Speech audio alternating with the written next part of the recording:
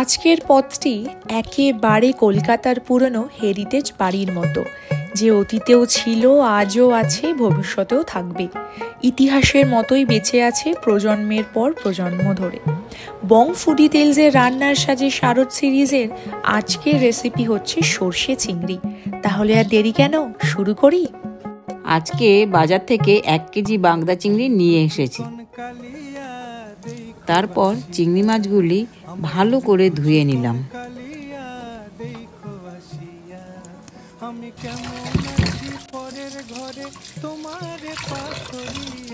এরপর প্রত্যেকটা চিংড়ি মাছে একটা করে কাঠি গেঁথে দিলাম, যাতে মাছগুলি গুটিয়ে না যায়।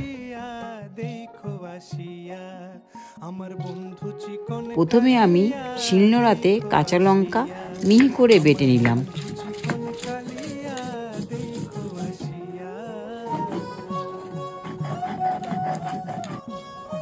এরপর কালো সর্ষের সাথে সামান্য নুন আর হলুদ দিয়ে বেটে নিলাম।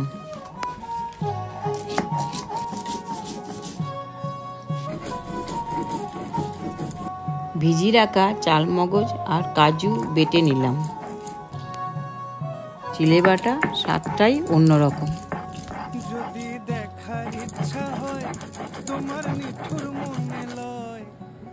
একটা পাত্রে 1 চামচ হলুদ, সামান্য নুন, হাফ চামচ কাশ্মীরি লঙ্কার গুঁড়ো দিয়ে ভালো করে মিক্স করে চিংড়ি মাছের গায়ে এপিট ওপিট করে মাখিয়ে নিলাম।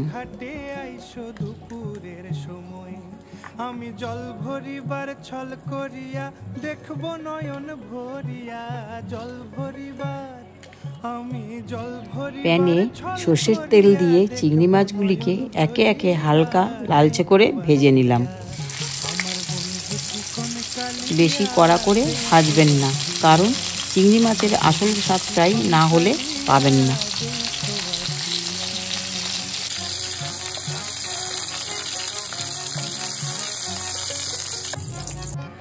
এবার আমি ছাঁকনিতে সর্ষেটাকে ভালো করে ছেঁকে নেব।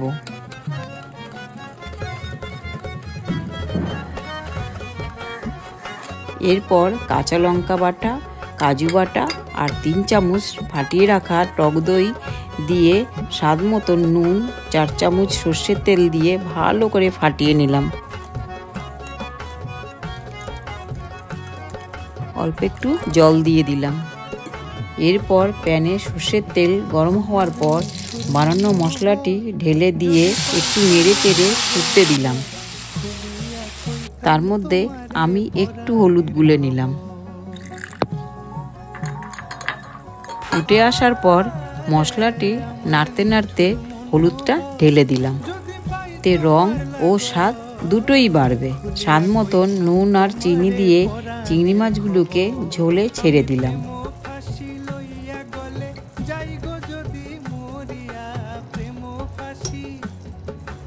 সামান্য জল দিয়ে 15 থেকে 20 মিনিট অল্প আঁচে ঢাকা দিয়ে রেখে দিলাম। ঝোলটা গামাখা হয়ে এলে কাঁচা লঙ্কা দিয়ে নামিয়ে নিলাম। আপনারা একবার সর্ষে চিংড়ি রেসিপিটাকে বানিয়ে দেখবেন, হাত চেটে পুটে খাবেন।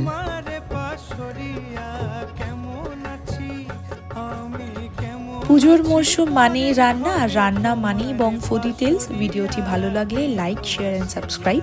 তাহলে আজকের মতো আসা যাক।